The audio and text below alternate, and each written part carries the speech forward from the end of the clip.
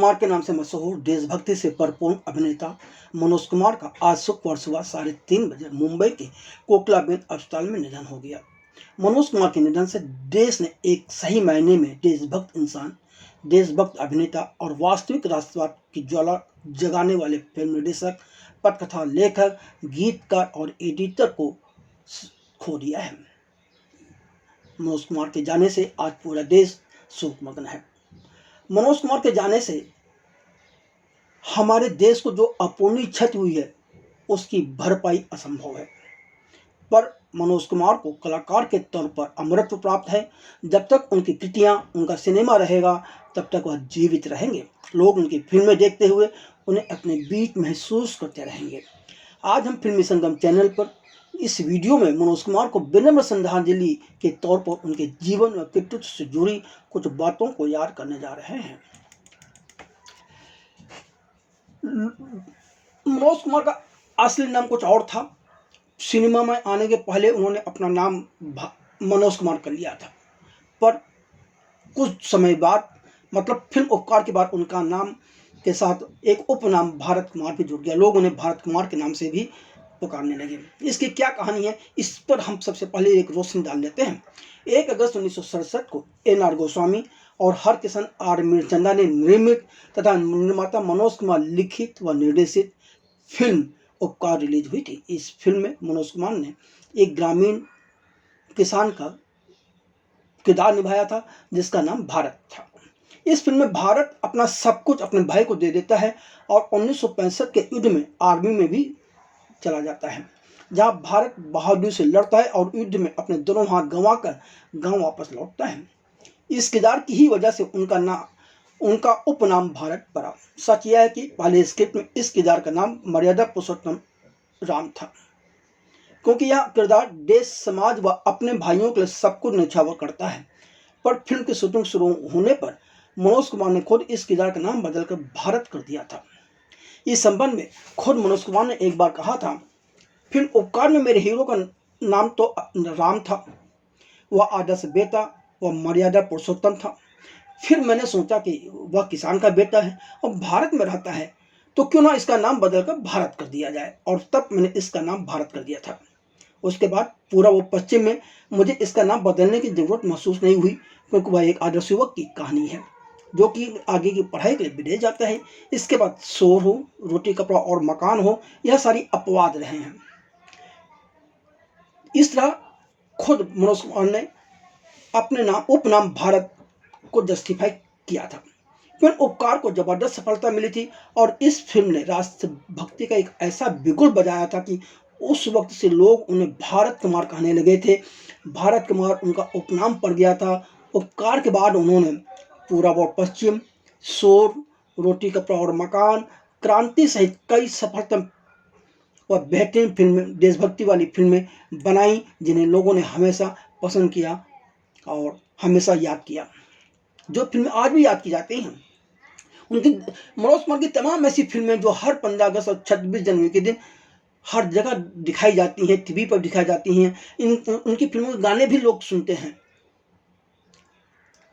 मनोज कुमार उन कलाकारों में से रहे हैं जिन्हें राष्ट्रीय फिल्म पुरस्कार और 7 फिल्म फेयर पुरस्कारों से नवाजा गया था। उन्हें 1992 में पद्मश्री और 2015 में दादा साहेब फाल्के पुरस्कार से सम्मानित किया गया था। सभी जानते हैं कि दादा साहेब फाल्के भारतीय सिनेमा और कला में उनके योगदान के लिए भारत सरकार द्वारा सिनेमा जगत के क्षेत्र में दिया जाने वाला सर्वोच्च पुरस्कार है।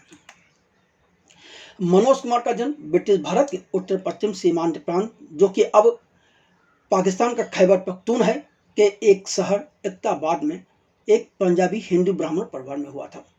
उनके पिता ने उनका नाम हरिकृष्ण गिरी गोस्वामी रखा था। जब वह 10 वर्ष के थे तो उनका परिवार विभाजन के कारण जलियांवाला शेर खान से होते हुए दिल्ली आ गया था।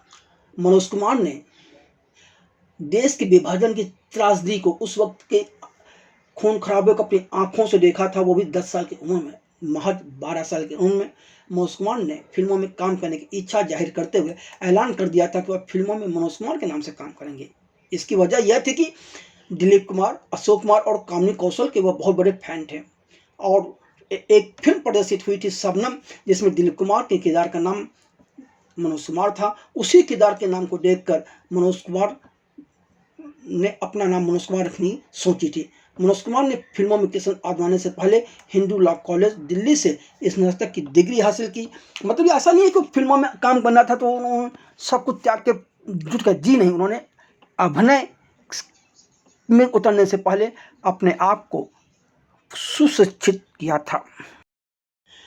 यूं तो मनोज कुमार ने 12 साल की उम्र में ही फिल्मों में जाने का इरादा बना लिया था, पर पहले उन्होंने पढ़ाई पर ध्यान दिया और पढ़ाई करते करते वह 18 साल की उम्र में पहुंच गए। पर उन्हें मुंबई लौटने या फिल्मों में काम देने का श्रेय उनके चचेरे भाई लेखराज भाकरी को ही जाता है।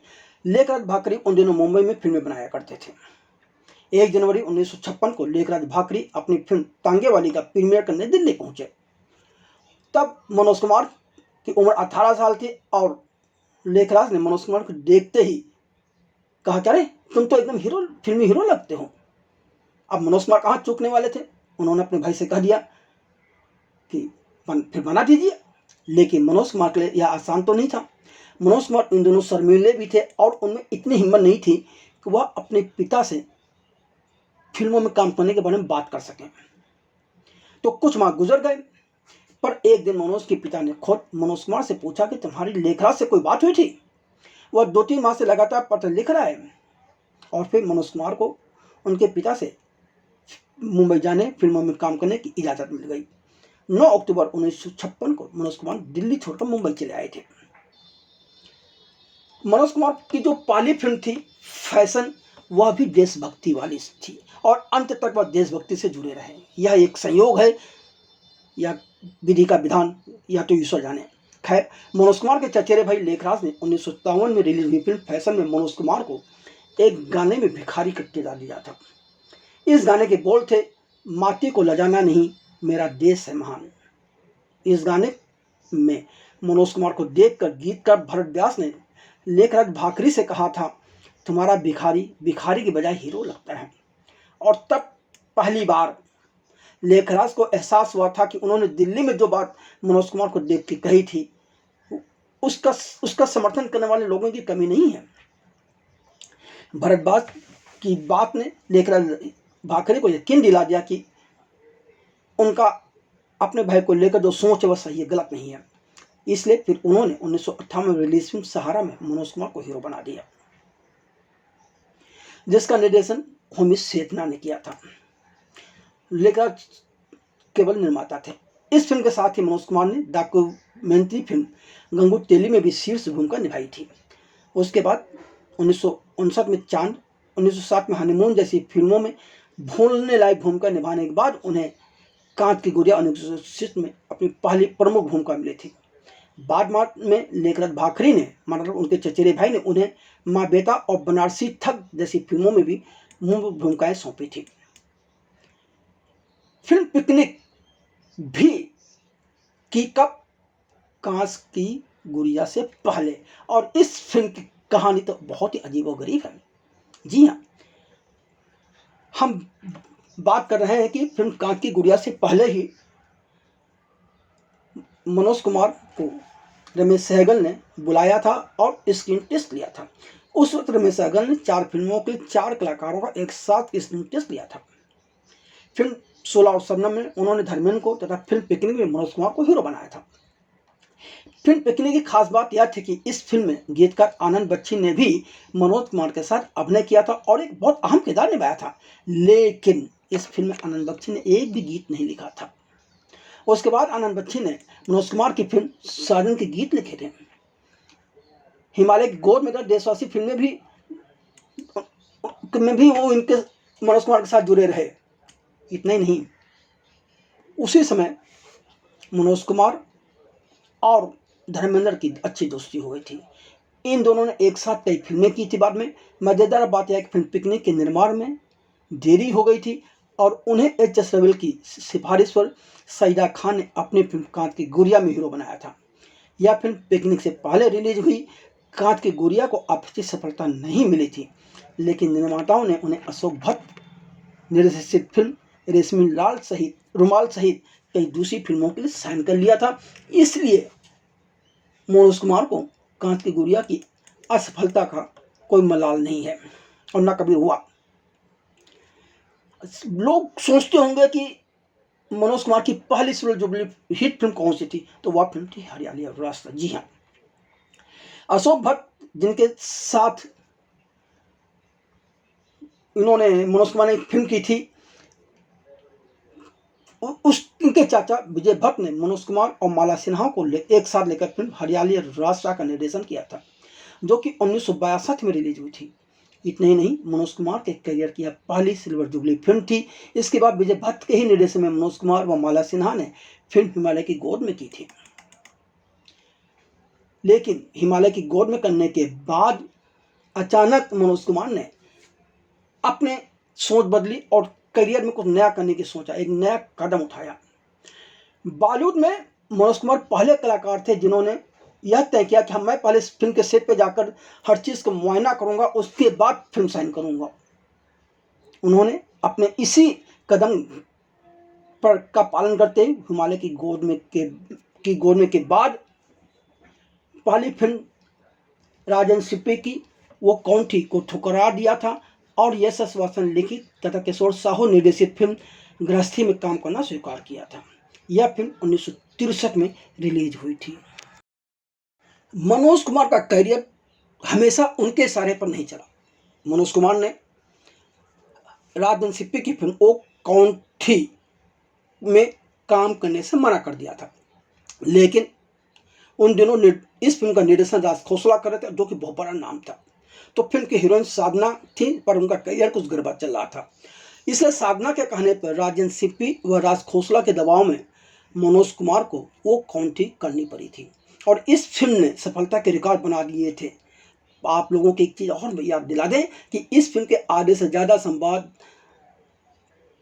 ध्रुव टर्जी के बजाय मनोज कुमार ने खुद लिखे थे। जी हाँ, कहा जाता है जब इस फिल्म को शूटिंग शिमला में चल रही थी तो मनोज कुमार को फिल्म के संवाद पसंद नहीं आ रहे थे, तो उन्होंने फिल्म के गाने की शूटिंग के दौरान संवाद और कुछ सीन खुद लिखने शुरू कर दिए और बाद में उन्होंने वो निर्देशक राज खोसला को दिखाया और उसके बाद हुआ यह है कि मनोज कुमार ने फिल्म के आधे ज़्यादा संवाद व कुछ सीन लिखे थे। यह बात एक बार मनोज कुमार ने खुद स्वीकार की थी एक इंटरव्यू में। यही नहीं, भगत सिंह फिल्म के बारे में भी एक अजीब कहानी सुनने में आती है। कहा जाता है कि यह लोगों को भी नहीं पता है कि मनोज कुमार कभी अभिनय करने के साथ साथ घोस्ट राइटिंग किया करते थे और घोस्ट राइटिंग के लिए वह हर हफ्ते कुछ फिल्मों के लिए कुछ सीन लिख दिया करते थे और एक सीन लिखने के लिए 11 रुपये फीस लिया करते थे, पर लेखक के तौर पर उनको अपना नाम नहीं देते थे। इसी तरह उन्होंने फिल्म भगत सिंह की कहानी लिख डाली थी, क्योंकि भगत सिंह बतौर कलाकार उनका बहुत प्रिय किरदार था।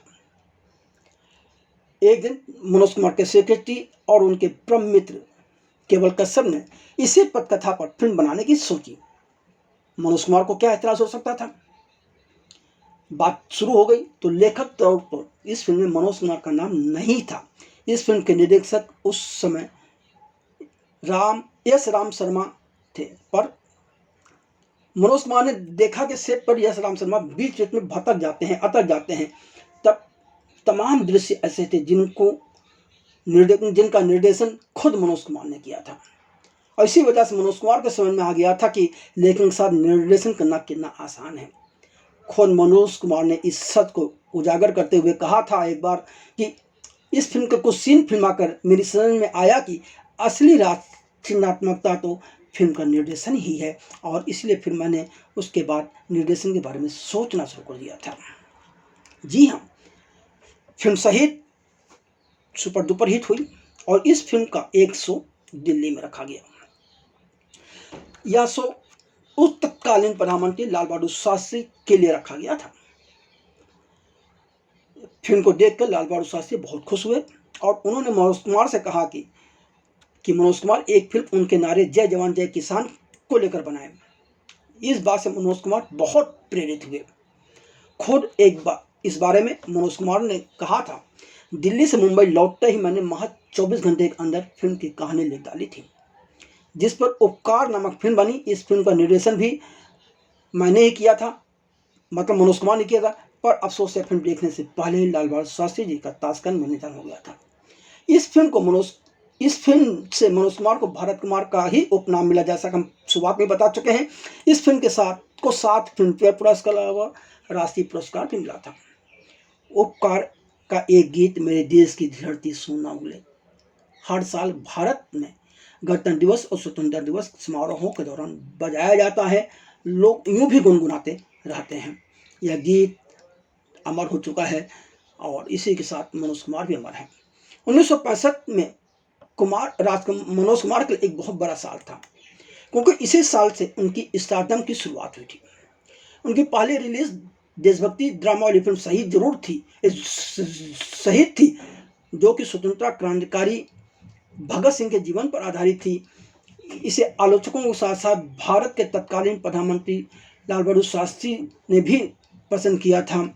बॉक्स ऑफिस पर हिट रही थी। फिर उन्होंने आशा पारेख के साथ 2 बदन के लिए राज खोसला के ही निर्देशन में काम किया था। यह फिल्म 1966 में रिलीज हुई थी। इस फिल्म को राज खोसला के निर्देशन में कुमार के अभिनय और गीत का सैकुल बदायूं द्वारा लिखे गीतों के लिए याद किया जाता है, जिसे मोहम्मद रफ़ी ने गीत गाया था राह गर्दिशों में। लता मंगेशकर का इस फिल्म का एकल गीत लोग आ गई उनकी याद भी काफ़ी लोकप्रिय है। उन्होंने उस वर्ष सप्ती सावन की घटा में शर्मिला टैगोर के साथ अभिनय करते हुए एक और सफलतम फिल्म अपने नाम लिखा ली थी। उनकी अगली रिलीज पत्थर के सनम भी एक बहुत बड़ी हिट फिल्म बन गई थी, लेकिन साधना के साथ अनीता फिल्म फ्लॉप हो गई। उन्होंने नीलकमल में राजकुमार और वहीदा रहमान के साथ सह अभिनय किया। उसी वर्ष उन्होंने आदमी के लिए रहमान के साथ फिर से काम किया, जिसमें दिलीप कुमार भी मुख्य भूमिका में थे। नीलकमल बॉक्स ऑफिस पर एक ब्लॉकबस्टर साबित हुई, जो 1968 की तीसरी सबसे ज़्यादा कमाई करने वाली फिल्म बन गई। आदमी में भी ठीक ठाक कारोबार किया, असफल नहीं थी और इसके प्रदर्शन के अंत तक यह फिल्म सेमी हिट घोषित हो गई थी। 1968 तक मनोज कुमार का अपना सिक्का चलता रहा। 1969 में राजेश खन्ना का उदय हुआ, जिन्होंने आराधना और 2 रास्ते जैसी लगातार ब्लॉकबस्टर फिल्में देकर पूरे देश में तहलका मचा दिया था। उस साल मनोज कुमार की एकमात्र रिलीज फिल्म मोहनसागल की हैप्पी गो लवली थी, जो साजन पर आधारित थी और उसके सह कलाकार में आशा पारेख थी। यह फिल्म सुपरहिट नहीं रही, बल्कि उस साल की सबसे ज़्यादा कमाई करने वाली फिल्मों में 10वें स्थान पर रही थी। बहरहाल चलिए हम फिर से वापस आपको उपकार की तरफ ले जाते हैं। फिल्म उपकार के बाद मनोज कुमार ने बतौर निर्देशक 1970 में पूरब और पश्चिम के साथ देशभक्ति की थीम पर वापसी की, जिसमें उन्होंने फिर पूर्व पश्चिम के जीवन को एक साथ दिखाया गया था। यह भारत और विदेशों दोनों में एक बहुत बड़ी ब्लॉकबस्टर फिल्म साबित हुई थी। यूनाइटेड किंगडम यानी कि इंग्लैंड में यह फिल्म 1971 में रिलीज हुई थी और लंदन में 50 हफ्तों से ज़्यादा समय तक चली थी। इसने लंदन में माने इंग्लैंड में 85,500 रुपए की कमाई की थी। पूरब और पश्चिम ने यूके का रिकॉर्ड 23 साल तक अपने नाम रखा। जब 1994 में हम आपने कौन आई, तब यह रिकॉर्ड टूटा था। उसके पहले तक किसी फिल्म में या किसी कलाकार ने इस रिकॉर्ड को तोड़ने की हिम्मत नहीं जुटा पाई थी। 1970 में ही उनकी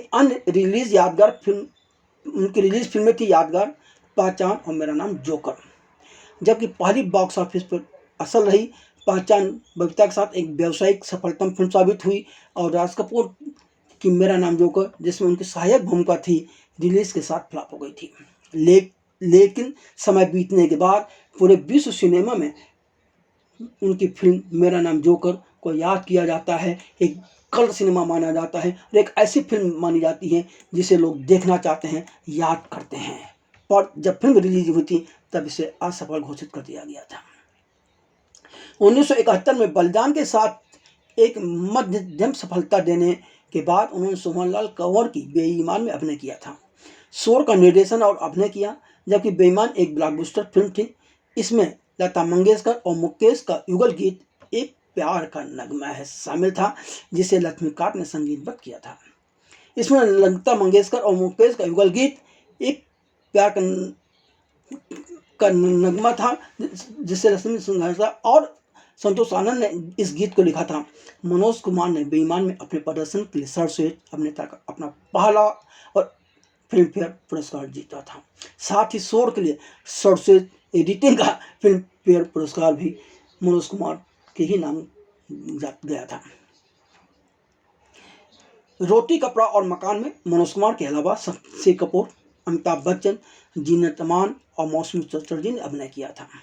18 अक्टूबर 1974 को रिलीज हुई यह साल की सबसे बड़ी हिट फिल्म बनकर उभरी थी और इसके प्रदर्शन के अंत तक इसे ऑल टाइम ब्लॉकबस्टर का दर्जा मिल गया था। लक्ष्मीकांत प्यारेलाल द्वारा संगीतबद्ध इसके साउंड ट्रैक ने संगीत चार्ट पर अपना ऐसा दबदबा बनाया जिसे कोई नहीं तोड़ पाया और यह 1970 के दशक की 5वीं सबसे अधिक बिकने वाला हिंदी एल्बम बन गया था। 1975 में मनोज कुमार ने सन्यासी के लिए सोहनलाल कंवर के साथ फिर से हाथ मिलाया था, जिसे दर्शकों की उत्कृष्ट प्रतिक्रिया मिली।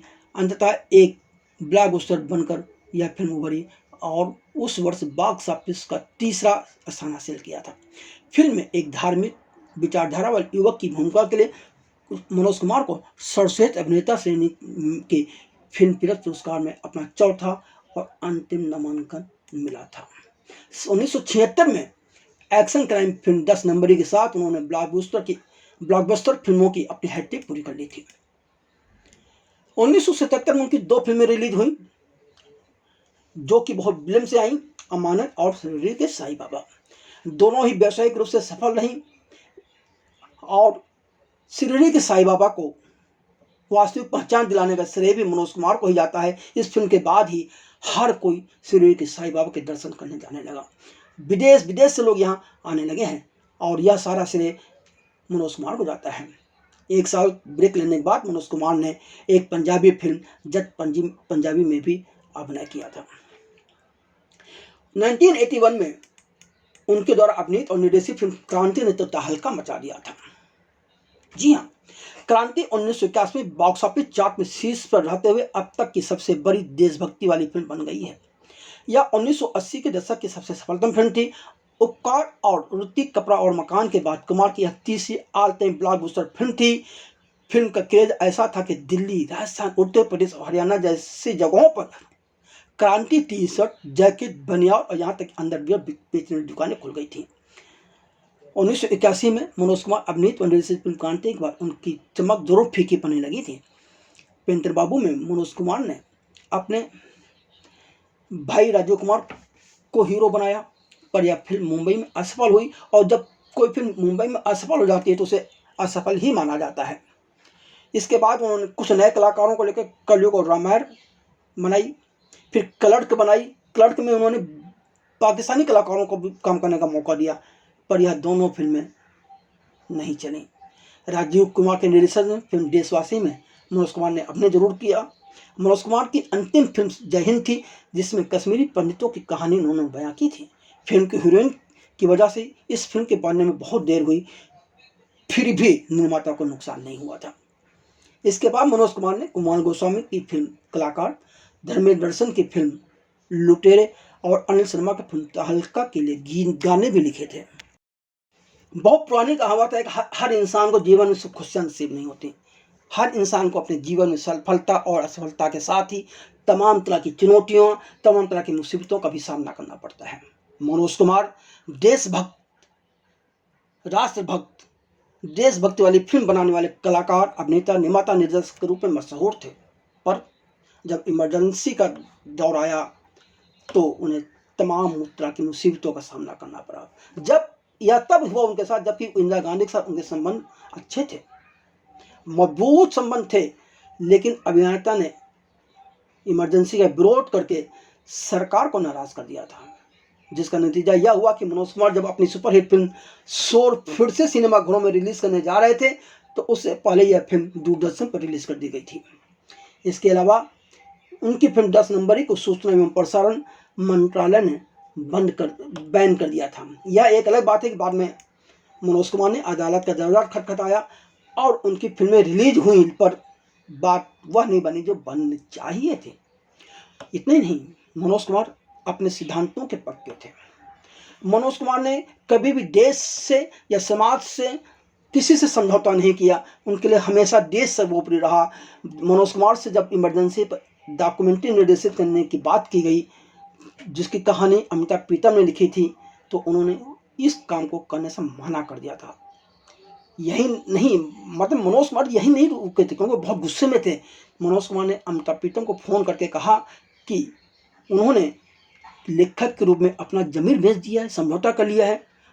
और मनोज कुमार की बातें सुनकर अमिताभ प्रीतम इस कदर शर्मिंदा हुई थी कि उन्होंने फ़ोन पर ही मनोज कुमार से कहा दिया था कि वह इस फिल्म की स्क्रिप्ट को फाड़ के फेंक दें। और यही हुआ, मनोज कुमार ने डॉक्यूमेंट्री निर्देशित नहीं की थी ये और न ही अमिताभ प्रीतम की इस स्क्रिप्ट पर कोई फिल्म बनी इमरजेंसी को लेकर। मनोज कुमार सिद्धांतों के में मामले में सही थे और उनकी एक सोच थी कि वो कभी किसी को गाली देना पसंद नहीं करते थे, वो किसी के खिलाफ बकवास नहीं करना चाहते थे, किसी की राज उजागर करना उनकी मंशा कभी नहीं रही। इसी वजह से वह हमेशा अपनी बायोपिक फिल्म बनाने के खिलाफ या अपनी बायोपिक लिखने के खिलाफ रहे। एक बार उन्होंने पीटीआई के साथ बातचीत करते हुए साफ साफ कहा था कि वह अपने जीवन पर एक बायोपिक या लिखित जीवनी के विचार पे सख्त खिलाफ हैं। कुमार ने कहा था कि मैं अपने बारे में लिख सकता हूँ, खुद लिख सकता हूँ, लेकिन इसमें अन्य लोग भी शामिल हैं, क्योंकि मेरे साथ बहुत से लोग शामिल हैं और मुझे उनका नाम बताना होगा। मैं तब उनका पर्दाफाश करूँगा जो मुझे पसंद नहीं। अगर कोई मेरी कहानी बताना भी चाहता है तो मुझसे संपर्क वह लोग नहीं कर सकते हैं, क्योंकि उन्हें पता है कि मेरी सोच क्या है, मेरे रोग को पहचानते हैं। जहाँ तक दर्शकों का सवाल है कि वह उनकी दिलचस्पी सिर्फ इस बात में नहीं है कि मेरा मुंबई आना कैसे हुआ और मैंने क्या संघर्ष किया। लोग तो बहुत कुछ जानना चाहते हैं, और पर मैं ईमानदारी से कहूँ तो किसी की भी बातों को उजागर करना उचित नहीं समझता। फिल्म कलाकार और राजनीति का चोली दामन का साथ रहा है। कई अन्य बॉलीवुड सितारों की तरह मनोज कुमार ने भी अपनी सेवानिवृत्ति के बाद राजनीति में प्रवेश करने का फैसला लिया था। भारत में 2004 के आम चुनाव से पहले वह आधिकारिक तौर पर भारतीय जनता पार्टी में शामिल हो गए थे। मनोज कुमार ने शुक्रवार 4 अप्रैल को सुबह 3:30 बजे मुंबई के कोकिलाबेन धीरूभाई अंबानी अस्पताल में 87 साल की उम्र में अंतिम सांस ली। अस्पताल द्वारा जारी किए गए मेडिकल सर्टिफिकेट के अनुसार मृत्यु का कारण हृदय की बीमारी है और दूसरा कारण डिकम्पेंसेटेड लीवर सिरोसिस है। मनोज कुमार की मौत के कुछ ही देर बाद उनके बेटे कमाल गोस्वामी ने एक बयान जारी कर बताया कि अभिनेता लंबे समय से उम्र से जुड़ी स्वास्थ्य समस्याओं से जूझ रहे थे। उन्होंने यह भी बताया कि मनोज कुमार शांतिपूर्वक सुधार गए हैं और 4 अप्रैल के दिन उनका पार्थिव शरीर जूहू में उनके घर पर रखा जाएगा और शनिवार 5 अप्रैल को उनका अंतिम संस्कार मुंबई में ही किया जाएगा।